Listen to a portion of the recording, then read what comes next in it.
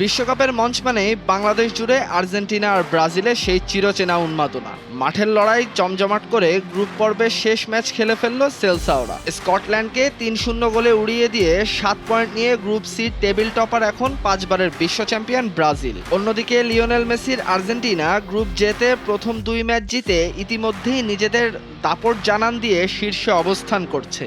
এখন কোটি টাকার প্রশ্ন হলো, বাঁচা মরার রাউন্ড অফ 32 বা নকআউট পর্বে কার ভাগ্যে কোন প্রতিপক্ষ জুটছে। ২০২৬ বিশ্বকাপের নতুন ফরম্যাট অনুযায়ী ১২টি গ্রুপের চ্যাম্পিয়ন, রানার্স আপ এবং সেরা ৮টি তৃতীয় স্থান অধিকারী দল জায়গা করে নিচ্ছে রাউন্ড অফ 32-এ। গ্রুপ সির চ্যাম্পিয়ন হয় ব্রাজিলের সমীকরণ একদম পরিষ্কার। ফিফার অফিসিয়াল নকআউট ব্র্যাকেট অনুযায়ী গ্রুপ সির টপার খেলবে গ্রুপ এফ এর রানার্স আপ দলের বিরুদ্ধে। বর্তমান গ্রুপ এফ এ নেদারল্যান্ডস ও জাপানের মধ্যে তীব্র লড়াই চলছে। অর্থাৎ শেষ ১৬ টিকিট কাটতে নেইমার, ভিনিসিয়াসদের মুখোমুখি হতে পারে শক্তিশালী ডাচ বাহিনী অথবা এশিয়ান জায়ান্ট জাপানের। অন্যদিকে আলবিসেলেস্তারা যদি গ্রুপ জের চ্যাম্পিয়ন হিসেবেই গ্রুপ পর্ব শেষ করে, তবে তাদের সমীকরণটা একটু ভিন্ন।